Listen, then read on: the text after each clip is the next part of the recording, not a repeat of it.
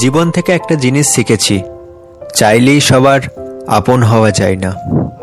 মানুষ আসলে যতটা আপন সাজে ততটাও আপন নয়। হাসতে নিজে শেখো, কারণ কাঁদতে তো সবাই শিখিয়ে দেবে। তোমার ভালোবাসাটা মিথ্যে হলেও অভিনয়টা কিন্তু পারফেক্ট ছিল। নীরবতা অনেক।